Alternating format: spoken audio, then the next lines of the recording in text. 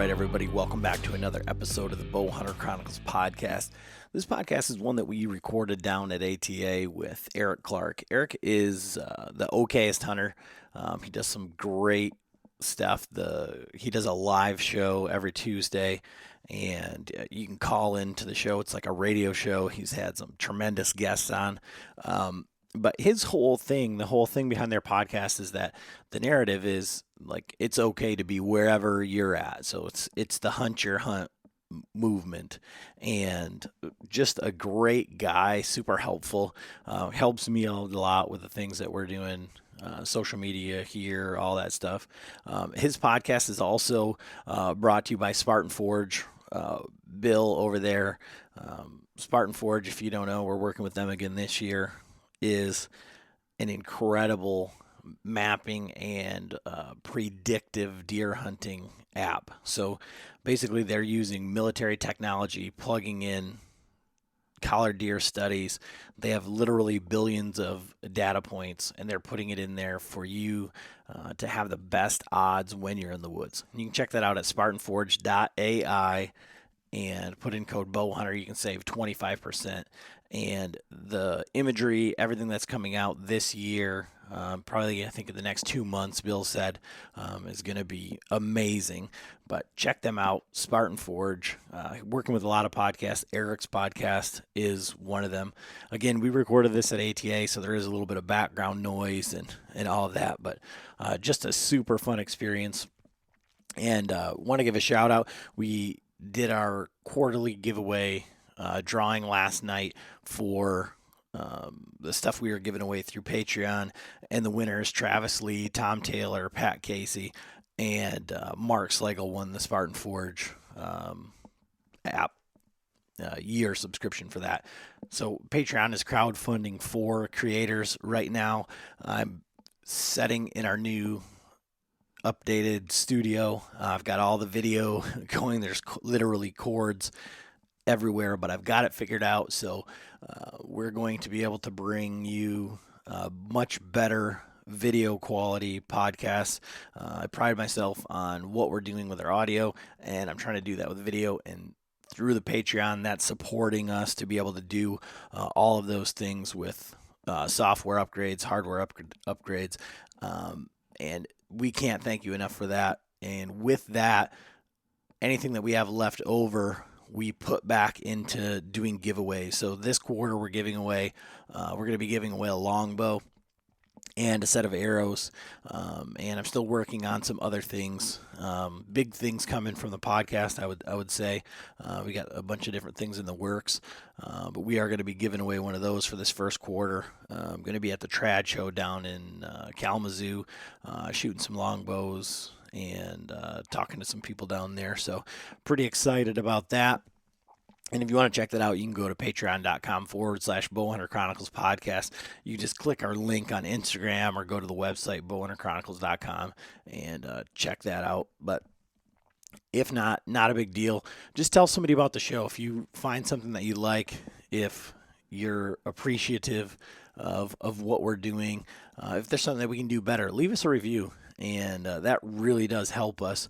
But that's kind of all we've got for this one. I got a bunch of really good podcasts coming up. I'm super excited for the list.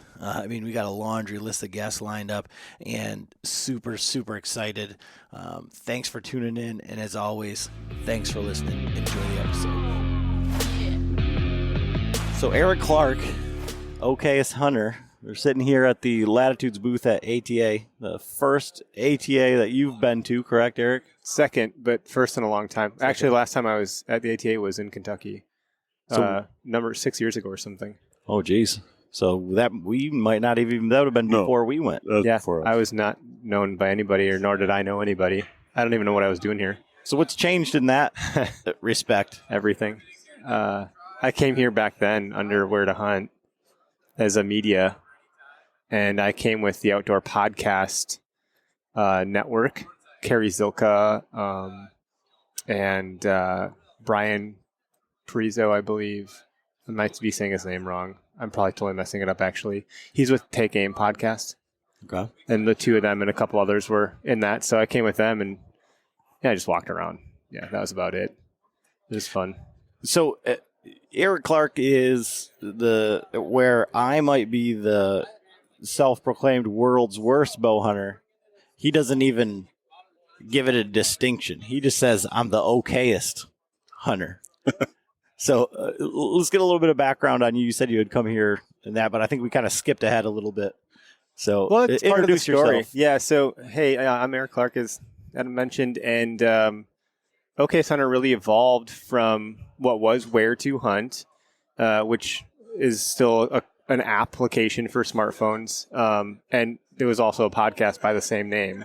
And on that podcast, because I didn't have deer on my wall like the one that we're sitting by, I went on the offense to say I'm the okayest hunter. I never wanted to be someone that was viewed as an expert, as a podcaster. So I felt as though I couldn't be a podcaster and tell people advice on hunting. I didn't have any advice to give. And so I was really fearful that people were going to say, well, why would I listen to you? You don't have anything on your wall. You're not really good at this stuff. So I said, oh, I know I'm not. I'm going to just say it for you. I'm not here to be the best at that or give advice. I'm going to talk to people that have done a good job. And that was the kind of, that turned into its own thing. I did it enough that I eventually we started saying it was the okayest podcast in the Midwest. I'm the okayest hunter. And then it just kind of turned its own thing where now it's its own brand. And I've really embraced that as the market so far, or a segment of it anyways.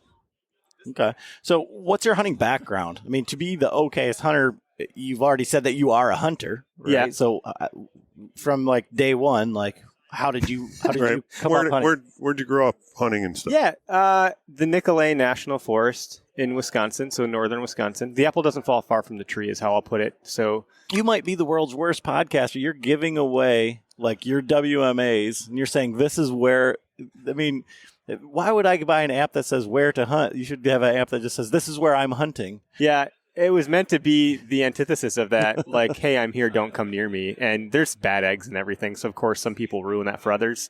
By and large, that's not how it's used. So whatever. Yeah, I grew up hunting the Nicolet with my dad. I say the apple doesn't fall far from the tree. If I don't think my dad's going to resonate with it, then it's probably not a good idea. He is truly the okayest hunter. I literally gave him an okayest hunter sticker to put on his truck, the decal, the vinyl where you rip it off.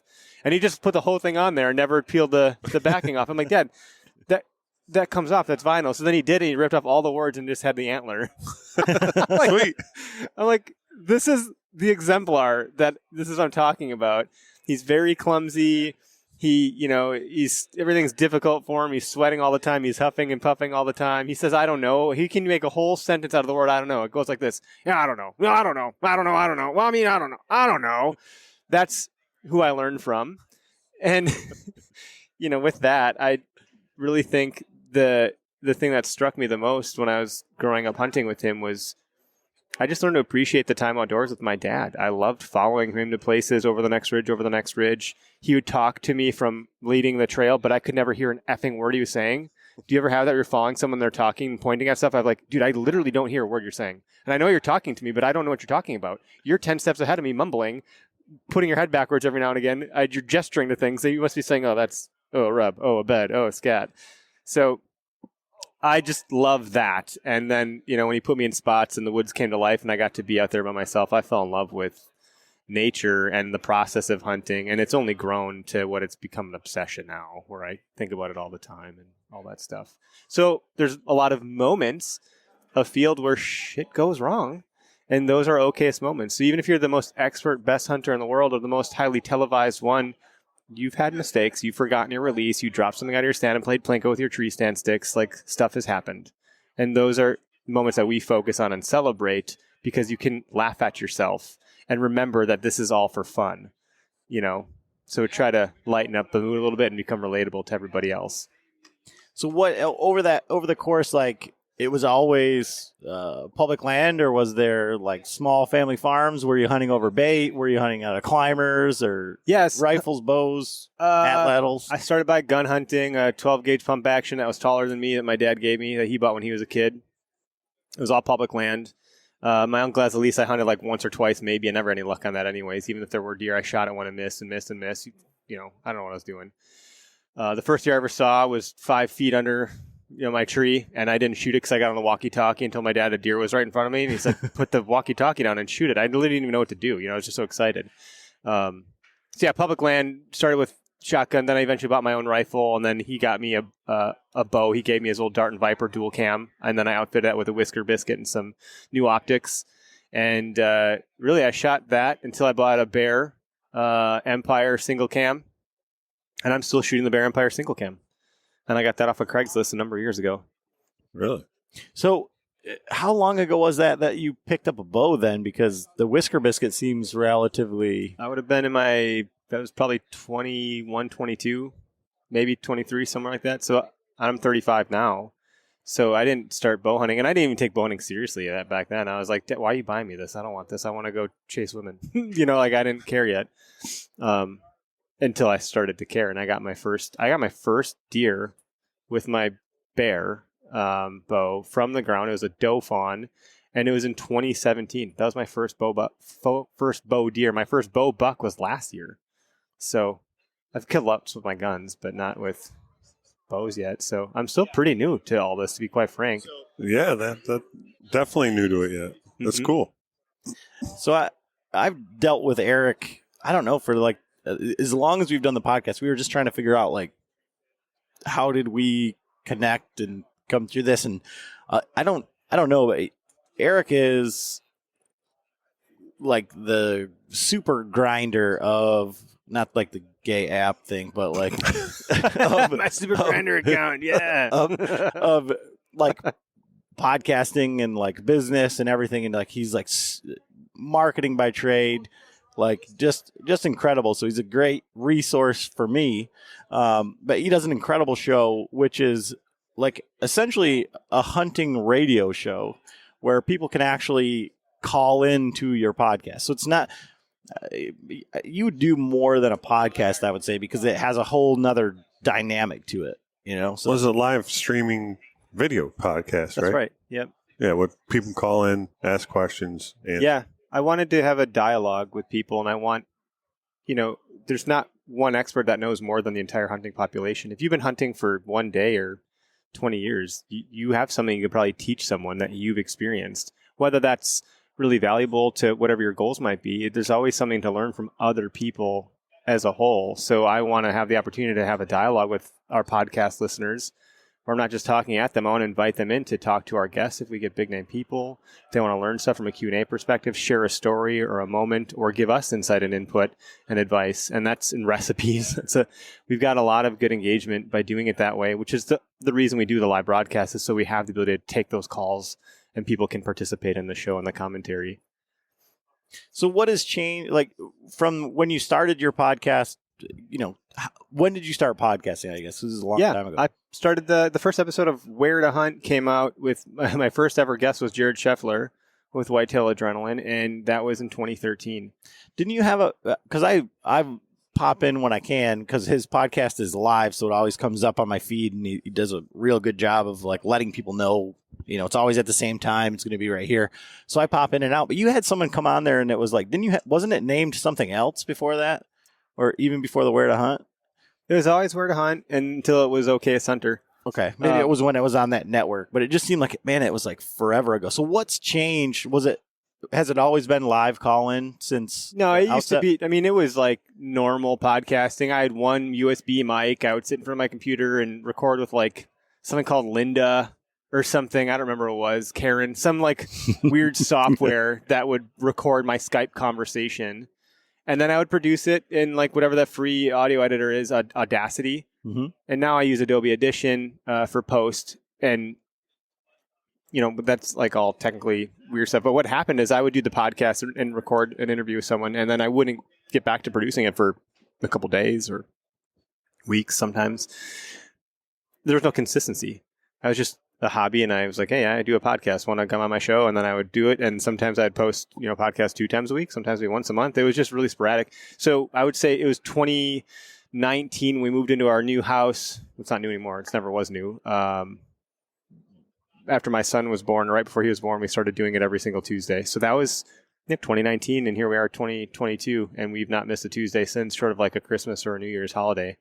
So the consistency is what's probably changed, and we've just evolved things from there. I no longer use a single USB mic. I have a mixer, and it's a Rodecaster, so that's been upgraded, and Now we have several cameras running to capture the live show, and it's just grown, both in listenership and in also like our ability to interview people. And once you do things for a long time, and obviously the technology and the way people call in and engage and things like that. So to shift to the Okayest Hunter and to the Okayest Hunter like mentality, obviously our show is centered around, I guess, kind of public land or do it yourself type stuff, but it's also around like the welcoming culture of hunting, I guess. Like it's a good phrase. I've never heard it called that. That would say yes. To kind of try to take away from the people that are trying to remove. They want less hunters. They want these barriers where you have to shoot 140, where you have to have all this cool stuff and you have to do all this. And while we're gear centric and we like to try new stuff, it's because we can, not because you have to have that to kill deer. So from that Okayest Hunter like mentality, like what's the message like that you guys are trying to portray to like the listener or the hunter that does come through? The message, I think, is just that everyone's on their own journey. Much like if you go to the gym and you're 300 pounds, you have to start somewhere. And if you get down to 280 pounds, that may have taken you half a year. And so if there's some really ripped dude in there, maybe he was at that 3 years ago, and someone could be judging that other person. Like, there's just so much judgment in society. It's a spectrum. So there's a number of I'm an adult onset hunter technically. I didn't shoot my first bow I didn't shoot my first deer, and it was a dinky doe fawn, till just not that long ago. So the message is to make it okay for anyone to hunt at wherever they're at in their stage and understand and recognize they're on their own journey. So we use some words that we've kind of put into play to really agitate things and stand out and go against the grain. So we hashtag every post with never pass. Well, it's because everyone says, you should have passed on that. Well, then we also came up with my tag, my hunt. How about you don't tell me what to do with the tag that I bought with my money to support conservation and what I want to go do? It's not your business to tell me what to do with my tag. I don't tell you what to do with your tag. It's mine. And when we say never pass, we say never pass an opportunity to do something that makes you happy. If that thing, whatever it could be, a doe fawn, a spike buck, it could be 180-inch deer. We're not even discriminating against people that are shooting big deer. It's just if that's what got your piss hot, then you should shoot it. And if it's in that moment, maybe you're hunting on your grandpa's last year to hunt. Maybe you're hunting with your kid for the first time. Maybe you're hunting out of state for the first time. Every hunt has its own unique scenario and situation that might not be aligned with getting this trophy animal. I think some of the shows out there make it seem easy. They cut out all the footage of the failure because they want to get to the quote-unquote good stuff. And then people don't then see that. So even recently, I got called out for this on social in a big way on stupid TikTok. But we got challenged pretty heavily when I went on and said that, what was it? It was along lines of my tag, my hunt, and you should never pass and shoot what makes you happy. And it was under the precipice of I think I saw 5 different examples of people this past season passing on deer that have literally never shot a deer ever because they think that they should only shoot a 140. So then they're just not shooting anything. So they're not getting experience, but they're also not experiencing what it is to hunt. They're like missing out on what it is. Like, you need to start somewhere. So people are like, it's like the 230-pound guy or 300-pound guy going to the gym and expecting he's going to be ripped the next day. That's not reality. You need to put in the reps. You have to go through, you have to sweat. You have to get on the frickin' treadmill and do whatever it is you're going to do. You need to actually draw your bow back and shoot some things, I think. And so it was just a little sad for me to believe that I've never shot a deer and I'm holding out for this one and blowing past all these opportunities because I don't think it's good enough. And I challenged that, and I got called out for it, and some people told me I should never be hunting ever again, and I'm terrible for putting this message into the world. And that was 1 or 2 people out of several. Everyone else is I think agreeing with what we're saying. I think our mission feels strong to me because we should be welcoming people into the space, not shunning them once they get in here. And I've even talked to vegans that have become, I had to do this through this incubator I was in for the application that we have, the smartphone app. And part of that incubator, I was asked to interview hundreds of people if I could to get a different perspective. So I did that, right? And there was one example that stood out to me. Is a guy that used to be a vegan, and this particular individual was pretty disciplined at like following these regimented diets. And it turned out that being a vegan didn't work for his body. It didn't, like, it rejected it. So he went to the other end of the spectrum and started the carnivore diet. And he found himself in a grocery store and he said, well, where is all this meat actually coming from? He wasn't comfortable with it. So then he went to an archery shop, rented a bow, and started shooting archery. John, how in the hell did he get to interview just from this incubator Joe Rogan? Is this what happened? No. So then this dude, his name's Ryan. I remember. And so then he's like, I really started to enjoy archery. And then I started to learn, like, what land do I need to hunt? Like, what tag do I need to buy? What do I do to process this meat? And he's now hunting. He's a hunter. He's a dude that hunts. We stay connected, and he shares his kills with me, and he's, butchering his own deer. Like, this is a freaking vegan. Now, if that vegan would have shot this deer, or if someone would have just kept shunning him, we wouldn't have that other hunter among our ranks, and that will hurt us.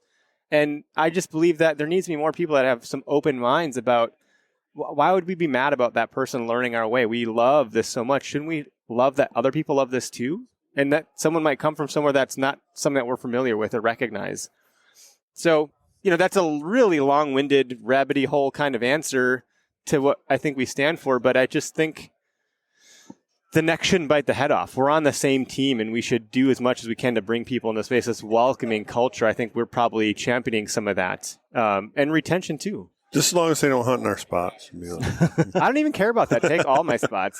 First of all, they're not any good, and there's plenty of more deer and plenty of more spots. Just like there's plenty of women in the sea to go find, Damn. Keep looking. Well, I just feel like the whole spot thing, like, to me is, I guess I feel like if there's people hunting my spot, then I've either found a good spot, right, which is one of the things that's happened to me. And now there's another guy there, or I'm in the wrong spot because that's where all the guys are. And it's a balance. And John, you, and maybe Eric, you can say this too, but I don't know how long or how serious you've been, like, going deep on public land or whatever, like trying to seek out these areas. But, like, how many times have you walked into a spot on a map, like way back in the middle of nowhere, and within 50 or 100 yards, you see that old, green,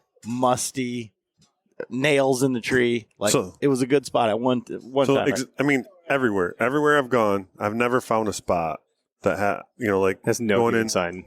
Yeah, everyone's been there's someone's been in every spot at one point or the other, and it's all like, normally it's like you get in there and you don't find any new tree stands. This year, I actually got out in the spot back in the swamp, back on that one marsh where we had scouted but didn't get over to it, right?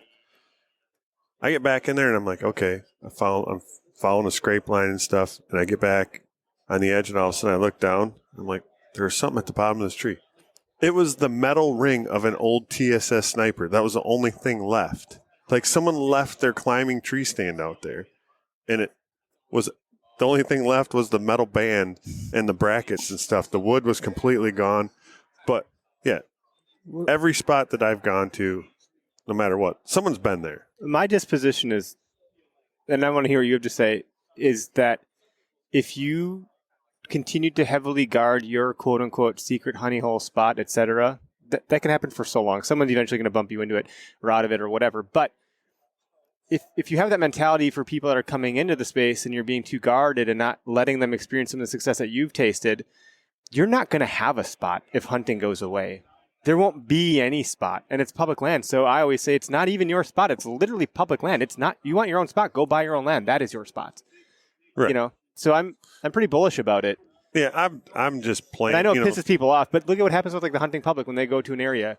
They ruin it. Seek one. They ruin it, Well, like, there's a lot of arguments about those guys doing stuff too. But that's what I was saying about the worst podcaster thing, because you're giving out WMAs like, this is where I'm at. That's true. Because I want to help people, and so it pisses some people off. But the app that we have, and to switch gears a little bit, is I'm trying to solve that problem.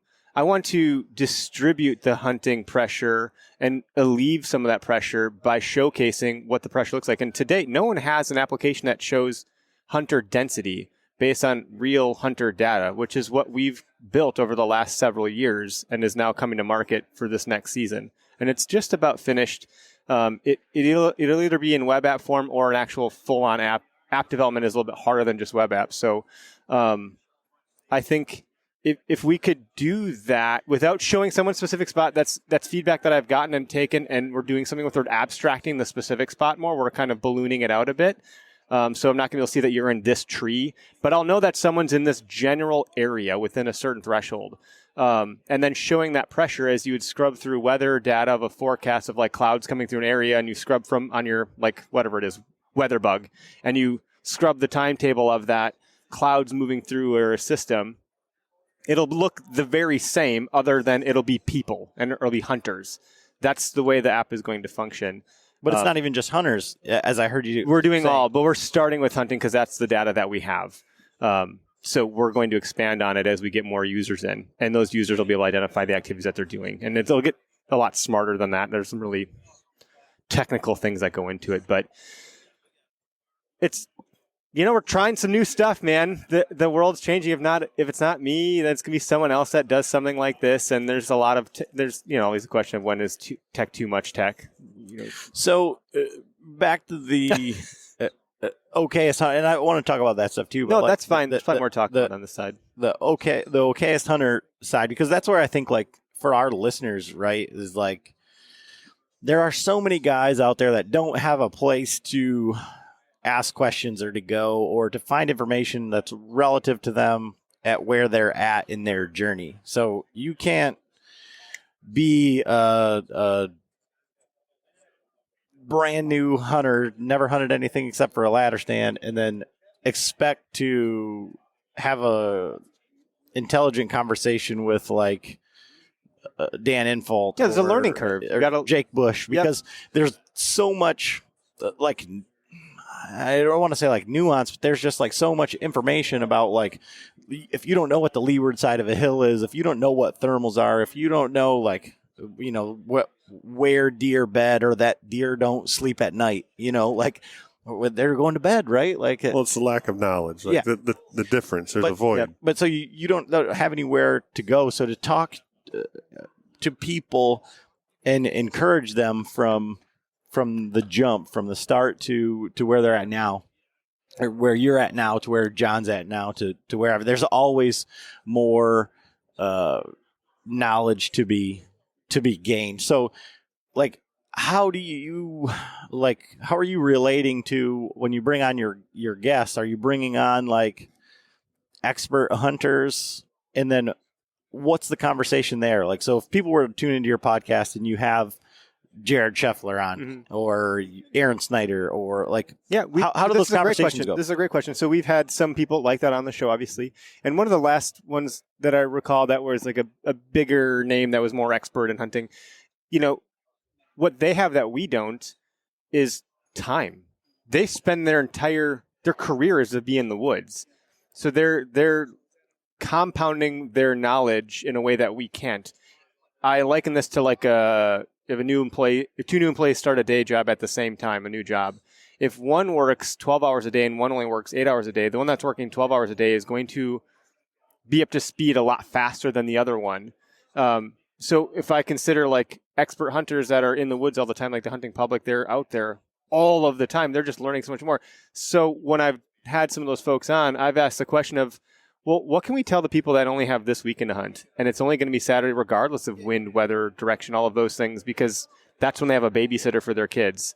Tell me what you're going to do. What are the most important things to focus on if I can hunt tomorrow? And that is it. And so then they distill it down. So, well, then I have to like get rid of a lot of the other stuff that I'm talking about if I had a whole month to do something versus like a couple of days. So that's one of the questions that I've asked people before is, how can we distill this down for the quote-unquote weekend warrior? What should they be looking at or focusing on? And so what's one of the biggest things on that front? Like, so if I were to ask you that question for our listener as the Okayest hunter in your growth of journey of this year's hunt or last year or whatever, because you killed a nice buck this year, right? No, last year. And I blew up an opportunity at a 140 this year from 10 yards. I don't want to talk about it. Well, we're going to talk about it because I think, well, we'll get into that okay. in just a moment. But so what's one of the major things that you've taken away that you focus on now that you've not focused on in the past? Yeah, there's a few things that I would classify as game changers, from going from just a novice, like, I don't know, I'm just hunting here because I don't know, this tree looks good, to, don't silhouette yourself in a tree, but don't hunt because the tree is good, hunt because the sign is there. So hunt the sign was a big takeaway from last season. Like, hunt the fresh sign and scout your way in. Use water to separate yourselves from other hunters. I think that's a great way to, even if you're going to take a canoe, a lot of other people are doing that too, but far fewer are doing that than most, or put on a pair of waders. I waded up a river 3 miles to get to a hunting spot this season, and it was incredible. I mean, I had a shot at a deer that night. I saw bucks. It was great. The other would be learning the wind. That was 2 seasons ago when I finally understood what wind could do and using it to your advantage. Deer are going to come from any direction. You can't just assume they're always going to do what you think they're going to do, but you can make some assumptions about where they're bedding, and then you have to position yourself where if they go to script to some degree, you'll have a better shot at them. So, and lastly, if you're just getting into it, don't buy new stuff. Go get some hand-me-downs from your buddy, or get some extra gear for free, or go on Craigslist or Facebook Marketplace and buy used stuff because you're not sure that you're going to like it yet. So I wouldn't spend a lot of money on it. And when you do, then I would get merino wool. That was a great investment. Now, to this deer that you messed up on, I think if I'm not mistaken, you have a segment on your show or something that you talk about often called like your Okayest Moments. Mm-hmm. And so could you define the Okayest moment and then maybe talk about your season this year? Yeah. The most replicated Okayest moment is people forgetting their releases. But what's an Okayest moment? So like Okayest moment is like the facepalm moment where you're like, or when you make a bad decision and it's like when you lock your keys in the door. It's the second you shut the door, you go, oh, I did it. I locked them in the door, And that's happened to people in this season too, or they've literally locked their keys into a truck or something. So those are like, if I could, the quintessence of it, it's that aha moment of, oh shit, I just did that. And now this. And you have to be able to, usually it's much later that you can laugh at that. Usually in the moment you're still pretty mad about something that went wrong, but it's later on that you can laugh about it. So now we have people submitting Okayest moments and stories to us on a regular basis. And the one I heard the other day was someone was really hungover at deer camp and they didn't see any deer and they didn't know why. Well, come to find out, the reason they didn't see any deer and they didn't know why is he had opened up a bottle of doe piss scent, smelled it, gagged, puked, proceeded to throw the estrus scent like a grenade out of the stand, and then deer ran off. So that's why he didn't see anything. That's a particularly interesting Okayest moment. People have Okayest seasons, for crying out loud. The forgetting release one happens to be the most common, so we made a sticker for it. You slap on your bow case, so to help reduce that one from happening as much as possible. But this season, yeah, go ahead. Always carry 2. That's a good one too. Especially don't now, carry them in the same spot though. No, so like I always have an extra one in my pack, always, and whatever pack I'm like. If you look in my bino harness, there's one. I mean, of course, people want to go. I mean, most guys buying a wrist strap. Any wrist strap will work in a hunting situation, so you can get some of the cheaper ones and, have a couple of them, put them in a pack. And, but especially since we started shooting like the handhelds without a strap, because like before I would get my bow case out and I'd strap, put my wrist strap on and walk in with it. But with the handhelds, I definitely have, 3 of them that are with me at all times. This is good advice. But I think, it's interesting about the hunt that I'm talking about, the 140 that I missed an opportunity on. I actually did most things right. To have one of those deer at 10 yards, a lot had to go right for that to happen. So let's get into that. So set it up. How did you find this area, this spot? What's the setup? It's a conservancy property. So it's a property you have to put money into a pot for, and if you get drawn, then you have access to it. So it's private land with public access. So it just reduces the number of hunters that would normally otherwise be on that property. Although I think most people don't realize it's that, and people flood it anyways. So I don't even think it's effective. And Greg, my co-host on the Okayest Hunter podcast, helped me identify what we would call an overlooked area, where we made some assumptions that most people accessing that property are probably going to go to these other places. And we approach it differently by looking at this one area that had some promise that we didn't see a lot of other hunter sign going this way. I only had 2 people on my cell cam the whole season that weren't me that were in this area. And that's a low amount, because I'd be like, Yeah, I mean, where we hunt, the hunter density is so thick. I mean, if anybody from southeast Wisconsin will tell you that I would tell you it's overcrowded for sure. It's really hard hunting because of the pressure of hunters. It's a grind for sure. So finding these properties that you can reduce the number of hunters was step 1, and then overlooked areas step 2. And the first person I saw on my cell cam, they kept moving, so I don't think they're hunting that area particularly. I think they're passing through. And the last one was late season, and I was done hunting there anyways. And he was back in my area for sure. I think he probably would have identified the tree that I was even put in. So, but with that, I watched the wind. When hunting season happens, I might as well have an alert on my phone when the wind goes off on the best days. I know I'm watching the wind like more than anything else. I know which spots are going to be favorable for which wind on certain properties, and I have different properties that I'll look at that might be better than one or the other. I did some speed scouting in the early season, so I identified where bucks were or weren't on which properties.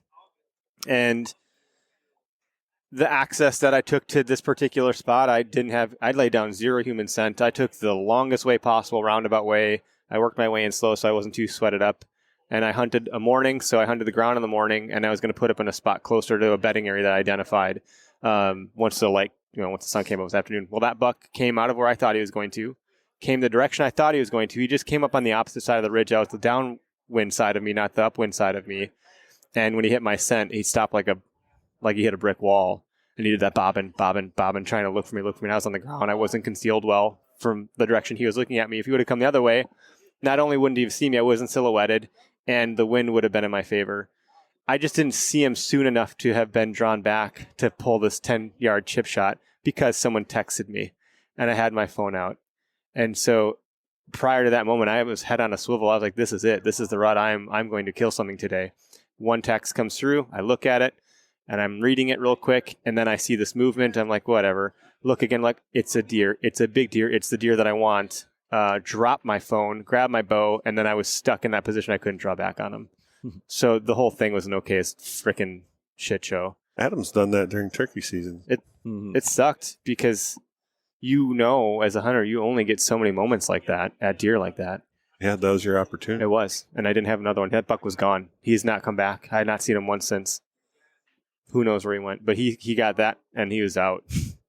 And so one of the things that we've been doing a lot this year and dealing with the Patreons in the group is like a post-hunt like recap. Like we used to do, like, this is what happened, this is what I saw. But I've kind of added, like, what did you learn? So aside from not looking at your phone or whatever, which in and of itself is something that you just shouldn't be doing if you're, I guess you're being real serious about killing something that day, you better get your phone. The Andy Mays and Dan Infalts, they're not up there Instagramming. No, you know, they're not. You're right. And that's a great point. So, they go there to kill. Yep. That's why they're there. And a lot of people, they will say, and I've heard you talk about it a lot, just being down here at the show is like, you're away from your family. You're taking time away to come down here to, do what you're doing here. You're taking time away from all of those things. Like when you're out it gets stressful. It stresses the family out. It's hard on my wife, on my kids. It's hard on me, even though she'll say, well, you're in the woods and it's peaceful. What are you talking about? I'm like, well, yeah, but then I feel guilty that I'm leaving you. Like it all builds up everywhere. And then you're texting, like and then it's wasted. You are not focused on your job that you're set out. How many deer did you miss because you weren't even looking, because you could, that's happened before where like, if I wasn't looking, I wouldn't have seen it. And it's critical then to keep that head on a swivel, to keep looking around, because did that tree just breathe? Did that tree just exhale? there's Right. a deer right there. Oh my gosh. But that same day where I missed that 140, another buck did show up. I was in a tree and he was tending a doe. And so it turned into an observation sit, and I made a move on him the next day. And I hindsight's 2020. Maybe if I would have got down and made a move on him that night, it could have happened. But I don't think so because that doe ran off and he chased her. So by the time I would have got there, maybe it wasn't going to happen. So I was in the right area. My assumption of the overlook spot was good. I hunted the sign. I knew where the deer were. Lot went right, but a lot has to really go right for you to kill one of these things. But So- in that situation, I mean, even though it didn't work out, you learned a lot, and that was also like a confidence builder for you, right? I mean, because now you know. You usually don't get that kind of affirmation as a hunter. Exactly. You can be in the right spot, and it doesn't. If that buck would have chased that doe off, and I was in that spot, I would have just thought the spot sucked. Right. But when you have that confirmation, you're finally getting that feedback to tell you, I did do some things right. Right. And that gives you the confidence the next time when you go in and you see that sign. Now you know, okay, this is what it looks like. Yes. I'm confident that this situation is going to happen or could happen. Yep. Your probability just went up. But yeah, things get messed up all the time. And that's a big focal point for our brand. We try to make things so relatable. So like those things will happen, and the next meme you'll see from us or the next GIF will be something like that, because that's what happens to everybody. I shot at a deer the season before that, the same year I actually got my buck. 2 weeks before that, I shot at one that was a little bit bigger, and I just missed, and I didn't know why. And so I shot as a swing and a miss. And then everyone's like, dude, it happens. I was like, yeah, but it feels terrible. Like, for the same reason that these opportunities only come along so frequently. And I was on the bucks, and I had one come through, and I could have shot him, and I shot at him, and I just missed. So then I made a post of Adam Sandler and Billy Madison, Billy Madison. Billy Madison, where he goes, "You blew it," 'cause that's how I felt. So, like, from that blowing it standpoint to almost come full circle to like where you're talking about brand new hunters and passing deer. I mean, you don't get that hard lesson learned, like the knowledge of what it feels like to miss, or like what by not taking those shots. And I feel like that's one of the things where, like, I was incredibly, I don't even want to say humbled because I don't really care, but I'm just like, I had to eat my words a bit. I missed 2 deer with a rifle this year. Like, I don't rifle hunt at all. I missed them with a 7 mag at 40 yards and at like 90 yards. And you're a Marine, you should know how to shoot well. And that's right? why I love bow hunting, is because I think that I went out to Colorado, toted my bow around for 4 days. Last day, I borrowed a rifle. I didn't even bring a rifle on a rifle elk hunt. Said, I'm going to go shoot a deer or shoot an elk today. And I went and I shot one at 275 yards, 260 yards. Never even cycled this gun in my life. One of the Patreons missed. My dad missed, and I'm like, How you miss? This is how you miss, Here I am, walk into a spot like I knew 100%. I'm going to kill something. I'm going to kill something. Yeah. I'm going to walk in here. When I have my gun. Nobody's ever been in, but this area, they're not seeing deer. It's property I've hunted my whole life. Like, if I walk down in here and I walked in at gray light, looked around at the sign, got up a tree, and I'm like, I'm going to kill a deer this morning. No doubt about it. I was in the stand for 20 minutes, and here comes these does. I'm like, clicked off safety. They stopped. I centered it behind the shoulder, shot, and the deer just looked at me. And I was like, son of a bitch. I'm like, what in the world? This is an Okayest moment. So then I go back.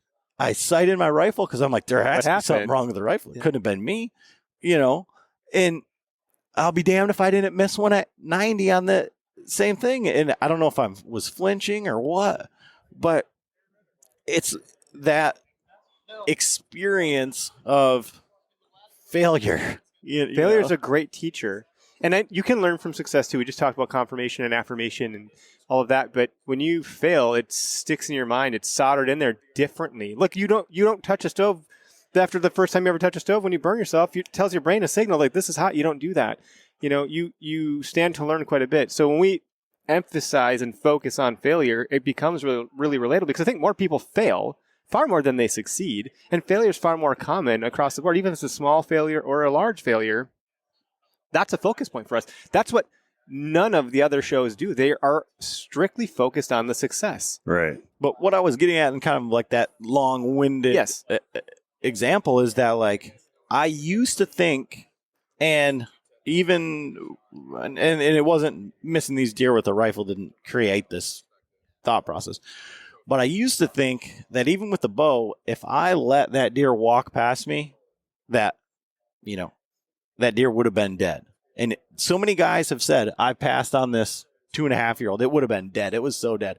Well, how many times has your arrow fallen off your rest, or your, something, you hit a twig, things go wrong. I mean, I missed I hit a deer poorly, and it was 100% my fault this year at 14 yards. I mean, like, yeah, so I'm doing the same thing. I'm assuming that 140-inch deer could have been dead at 10 yards, and once that arrow leaves the string, I don't know, man. But if you're a brand new hunter, like you said, the 5 guys that say, well, I passed this deer because he wasn't big enough, and I could have killed him. Like, could you have? That deer's not dead until because when I shot that deer, I was so, I would have bet you $100. I'd have bet you my house that deer was just dead right there on the other side of the ditch. Like, I was so confident but so I felt with the doe I shot this year. But until that animal is until you recover in your hand, until you put your tag on it, it's not a sure thing. And these new hunters that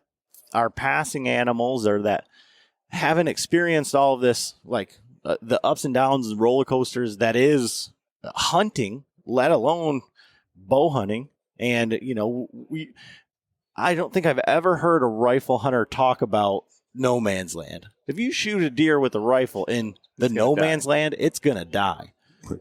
Like, I just ran into Bill with Iron Will Outfitters, right? Outfitters, the Broadhead company, and he just was talking about how he just learned that the lungs go all the way up to the spine, and that the no man's land is a bit more of a myth than you would think.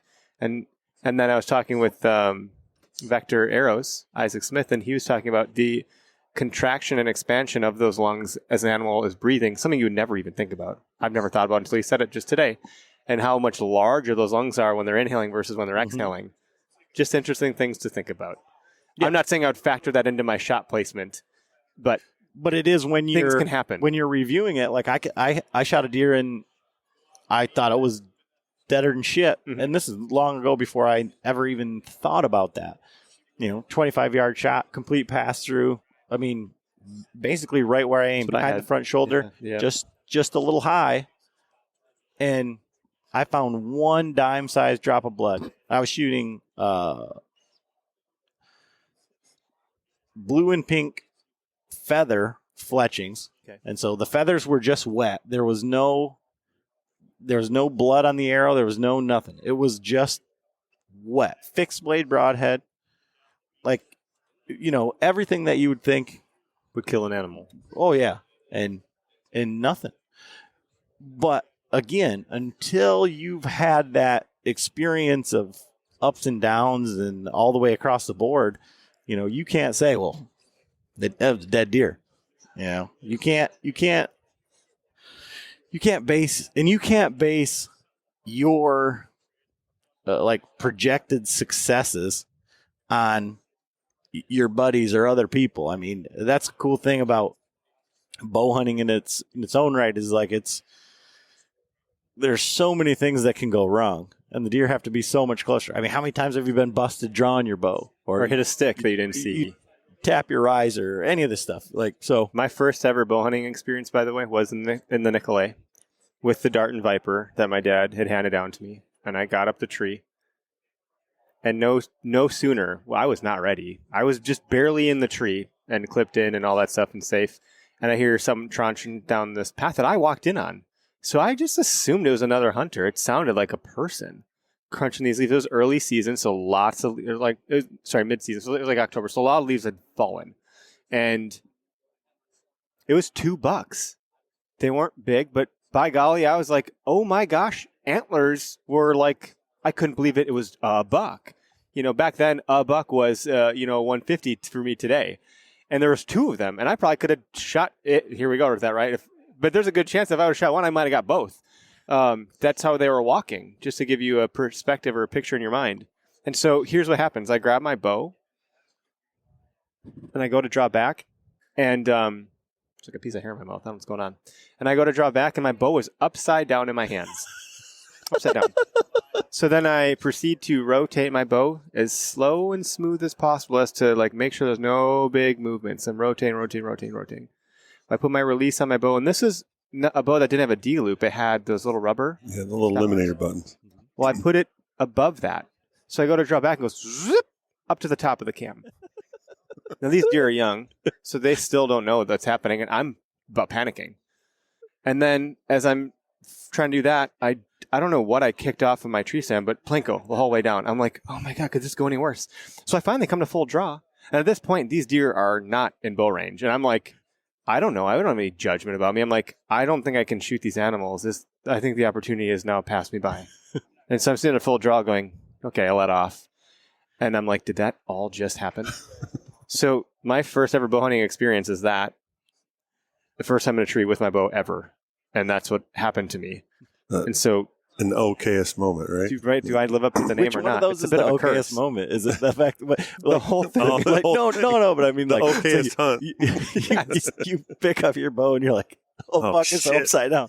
And then you get it up, switch around, and then you're like, then there's another one, and then another one, and then another one. Bad news, man. My first bow hunt was... But if you think about it, if I was a hunter today and I'd been like, I'm not picking up my bow for these. They're not big enough. Dude, you don't even know what would have gone wrong there. Like, come on. My first bow hunt, we went out and I hung a stand. No sticks. I just climbed up this tree with this 30-pound chain on stand. Wow. No harness, no nothing. Throw out a bag of carrots. Go back to the cabin. Go get ready. Come out there. I grab a carrot on my way out to hunt. So I stick my hand in the bait pile, climb up the tree with the carrot in my pocket.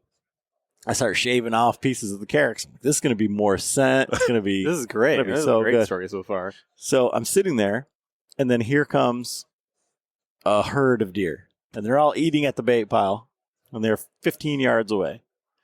And I'm like, You got a carrot and a shaver in your hand? I'm looking. No, get this. I'm looking, and I'm going, I think they're too far. Like, they're way too far. I'm like, I don't think I can do this. And they're at the bait pile that you set up? Yeah. Right. Oh, yeah. So you're thinking, I set this bait pile up too far away. Yeah. I didn't have any idea. This is Yeah, my yeah, first, and yeah. there was never like any, like, I go out and sit with my dad, and Yeah. this was like, there's a My tree, dad there's did a bait say, pile. he'd say, here's your tree, go. And I was like, okay. Yep. That's it. And he's like, I'll be over later, So then what happens next, right? After I've decided these fuckers are too far away, one comes over and starts eating at the shavings underneath my tree, and I'm like, These deer are so stupid. So They're not wondering, what? so I have no safety harness on. I'm drawn back and I'm leaning over the front, God. and I shoot straight down and I missed, of course. I knock another arrow. Deer goes out too far away at the bait pile, and they never came back to sniff the arrow, so they were just still too far away. Like, and that was my How first far hunt. do you think they were? In hindsight. Yeah, 15 yards. I mean, it was right there. And then, like, if you want to go to, like, you said your dad, and my dad, he listens to the podcast, and he's like, Mine too. you just make me sound so stupid. My dad's like, and did I really do that? I just apologize, but this is one of those things, like, this would be your okayest moment, a hunter moment also, is that my dad is he had set up his bait pile, and he is using a Loggy Bayou climber, set it up, and he couldn't get the tree stand around the tree that he wanted to get up, so he had to go 30 yards over. And then he's like, I could hear the deer crunching on my carrots on the bait pile that I set up, but I couldn't see him. He had to set up where he couldn't shoot, so he's just basically just feeding deer, So that was my first bow hunt. John, is yours as memorable? I don't remember my first bow hunts. I remember one of my earliest ones. It was right out back behind my old house where my dad's house still is. And I remember getting out there, and back then I was shooting. It was called like a Hunter Supreme. It had like a little plastic flipper rest with a burger button, and there was no capture on it back then. So like if you moved around, the arrow would fall off and ting, Yep. So I'm sitting there, and I remember watching these does come out, and they're they're about 100 yards out, and they're milling through the acorns. And so I reached down, and I didn't want to spook them, so I pushed the arrow inside the rest. Like you could push it down in behind the burger button so it wouldn't fall off. I'm sitting there watching these deer, and all of a sudden I hear something down like to my right, and there'd been some squirrels, over there, before I, kept looking, and I didn't really look over at the first sound, and then all of a sudden, it was getting closer, and I finally looked down, and it's a nice little 6-point. I'm like, oh my God, he's right here, like not even 10 yards at the bottom of my tree. So I'm so amped up, I forget all about the arrow being inside the rest. So I go to draw back, and it's like, squeals all the way until the broadhead hits the riser, and then goes, ting, and then just goes, falls off, and it sticks in the ground like 5 feet from him, like, and he like looks at me, he's like, and then he's giving me the finger as he's running away laughing. Like, I ended up killing that deer with my gun. There you go. That makes late season, good. But because I remember like when all that happened, I remember it was something was weird because he was so close. Like his one brow tine looked like a mushroom. Oh yeah, and when gun season came out, I was like, it was a complete fluke. Like I remember I skipped school that day, and my dad and I were supposed to go out back hunting, and it snowed like 1.5 feet, and he's like, yeah, I'm not going out in that shit. And he's like, just take the car. I was only like 15. Yeah, it must have been 15 at the time. Because I didn't have a driver's license, but I just drove out the 2-track. Drove out there. It was so snowy. I'm walking out to where the blind was. I couldn't find it. Like, it was just everything looked so different, all these white pines. So I just got out there and sat down. I'm sitting there, and all of a sudden, I'm not even sitting there 15 minutes, and all of a sudden, here comes a deer running. And he like stops behind this white pine, and I'm like, and I'm shooting a 7 mag. Shoot him, he goes, runs, and disappears. I'm like, I got up, I'm running with my gun, and look, and it's just blood everywhere, and I follow the trail. There he is laying there. I didn't even do anything else. I just ran back to the car, drove up to the house. I'm like, Dad, I shot a deer. And he's like, go back to bed. You didn't shoot a deer. I'm like, no, seriously, I shot a deer. He's still sleeping. And so he got up. He's like, seriously? I'm like, yeah, I shot a deer. So we went out and got it. And then ended up, when I looked at it, I'm like, that's the buck I, screwed up on during bow season. It's all jacked. That's pretty exciting. I shot old Chode. Yeah. A mushroom stamp. But another, an okayest moment for Frank. So Frank and his best friend Ernie, they're like lifetime best friends, hunter. So everything that they have usually is identical. Like they have the same bows. Okay. They have the same cases. Jeez. Same arrows. So someone grabbed the wrong thing. So it's a classic mix-up. Here's the problem, though. Frank is a lefty. Oh, gosh. And Ernie's right. So they get out to the spot, and one of them takes off. And I can't remember, did they both get to their trees or just one of them? I think one of them. And all of a sudden, it's like, I got the wrong bow. They grabbed, and now you're left and right. So what the hell do you do? You can't hunt with that. Right. Yeah. So they had to go back and screwed up the whole hunt. That's a facepalm Okayest moment. Someone literally told me today that they were using Okayest hunter as a verb. They said a basket rack came through and they said, should I Okayest hunter this thing? I was like, shut up. Are you kidding me? My uncle and my dad went hunting. My uncle, he's like the poster child of Okayest hunter. He got treed by a herd of cows once, cut through a pasture, like couldn't get down because the cows were around him. He's all scared of the cows.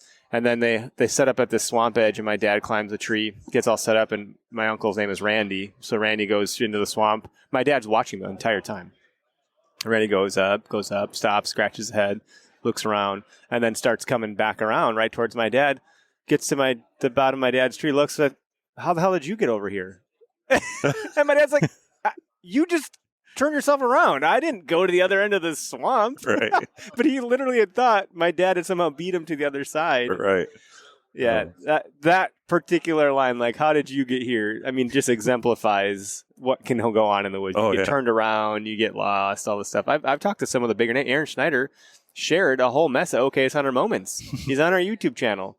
Andre DeQuisto shared a whole bunch of Okayest moments, talking about these goofy things that happen to these guys. That these are guys that I look up to, that I think a lot of people do in the industry. So for them to share that, to make it seem like the purpose of that was for them to show, I have these moments. Right. It's okay. Yeah. It's okay. Hence the name. Yeah. Okayest Moments. Yep. Yeah. That's It's good stuff. ZZ Top, John. Oh, yeah.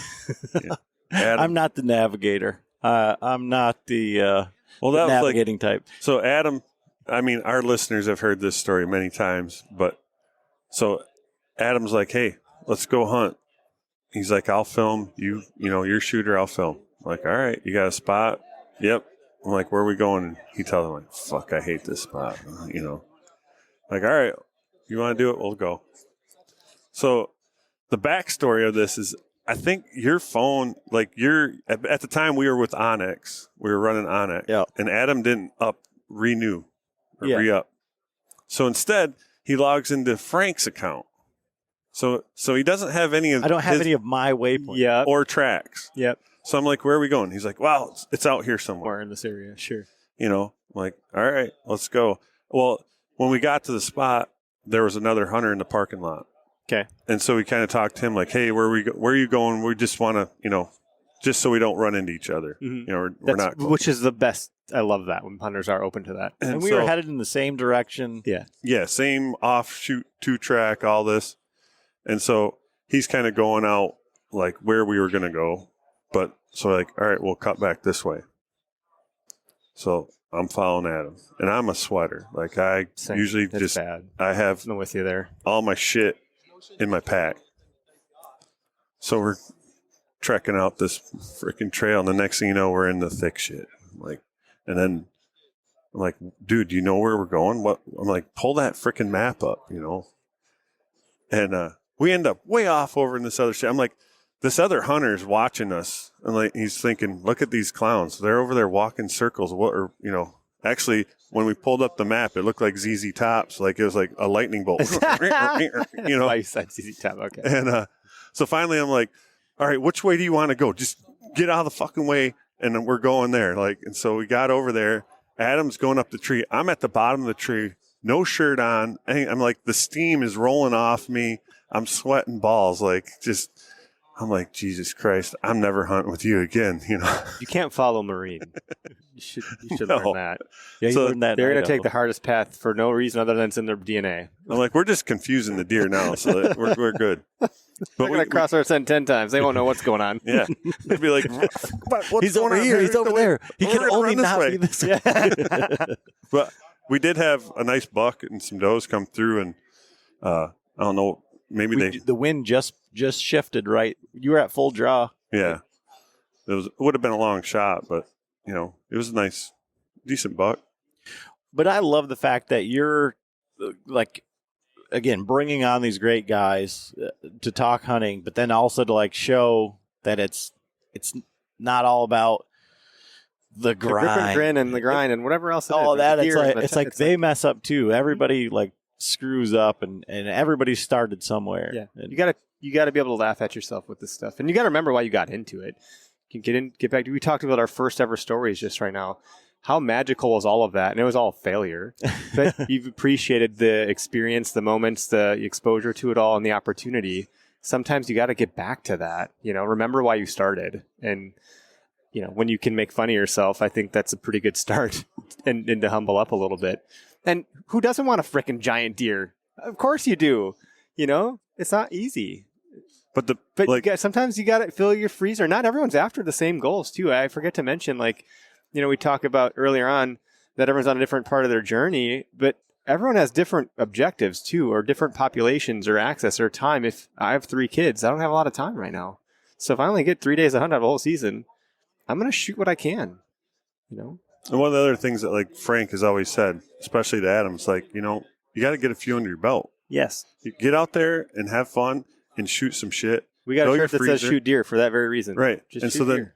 because you don't want your first buck to come in that you're going to shoot be a 150 and have all those mistakes, because a lot of shit's going to happen at that point. If you have not drawn back and shot at a deer. Do you remember the movie 40-Year-Old Virgin?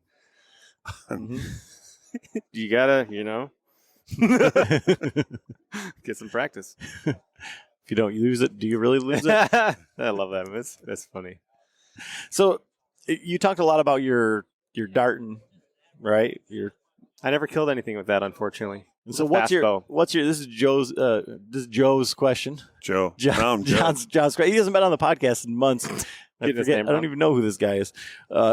John's always wants to know like bow setup, all that. Like, yeah. So I can't go heavy on gear, but I can tell you what I have. I leverage. You must be like my version of Greg. Greg knows too much about all this stuff. So Greg set up my arrows. Yep. Greg set up my sight pin on my bow. I'm using HHA Tetra, which is great. It's a single pin, and then you just got to rotate the dial to the right yardage, which you have to remember to do when you're out there. Okayest proof. Yeah. Mostly. I'm using a Vector Custom Shop arrow with an Ethics insert-outsert system. It's 500, I think 510, something around in the 505 to 510 grains. I don't know the exact weight. It might be 508.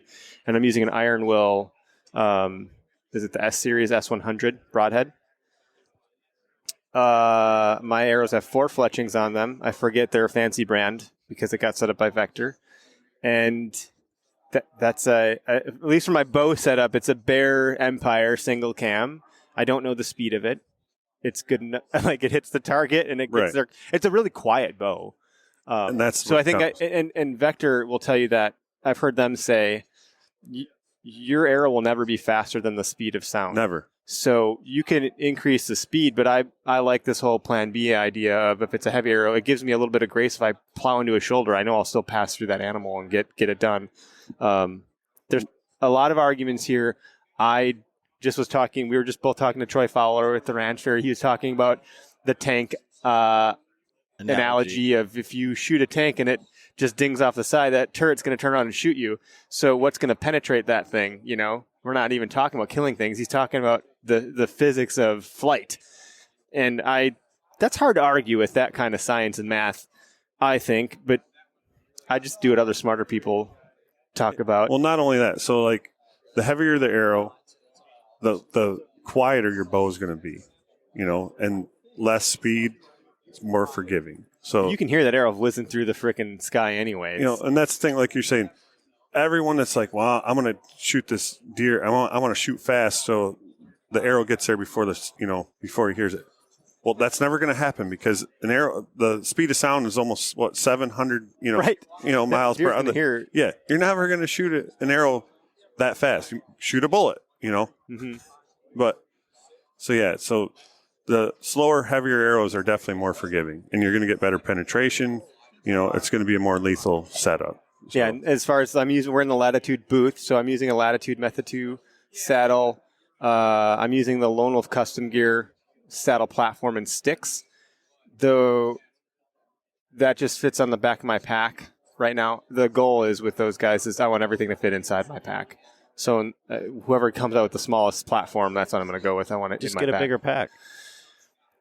Yeah, that's probably not a terrible idea. What pack are you running? I'm using the Lone Wolf. It's the XOP pack. It's green. It's great. I've used some other ones. This one's built well. The zippers are quiet. Everything seems to be pretty well designed and functioned, fit for a whitetail hunter. And it fits my setup really well. I'm actually pretty pleased with it. I ran it all last season with all my stuff. And it takes a minute when you switch gear to get into the groove of your system and where things are and how you're, right. Say getting set up at the base of the tree and all that stuff. And by the end of the season, I was really efficient with it. Beginning of the season, I was a little clunky, experiencing things for the first few times. But well, and you said you're using a wrist strap release? I am, yeah. I don't understand the thumb stuff. It freaks me out. I think it's probably fine. I just don't want to change. What I have works for me, so I think comfortability goes a long way. Yeah. Well, awesome. Well, I'm so glad that we got to do this in person. Yeah, this is. And it's got to be different for you because you're not answering phone calls and you're not changing cameras and doing all this stuff. So, where can people follow along with the stuff that you're doing and watch the show and call in and all that stuff? Yeah, if you made it this far and you have any interest in taking a look at anything, okayesthunter.com or okayesthunterpodcast.com, both are fine. Outland is the app. It's been rebranded from what was formerly Where to Hunt. So it's outlnd.io is the website. And do a lot of marketing, like you had mentioned, and we're doing that for the outdoor space. You can find us there at baselayermedia.com. Awesome. And you said your podcasts are every like Tuesday night? Every single Tuesday, mostly come hell or high water, from 6 p.m. to 7 p.m. Central Standard Time. And we broadcast to our YouTube, our Facebook, and our Twitter accounts. That's for Instagram is too much of a pain to. They don't make it easy. So. Right. But that's where they can call in, like live. There'll be a phone number on the screen. It's 262-757-4122. You call in during that duration of the hour, and we'll bring you on the show to talk about deer hunting. All right, cool. Awesome. Thanks, sir. Thanks, guys.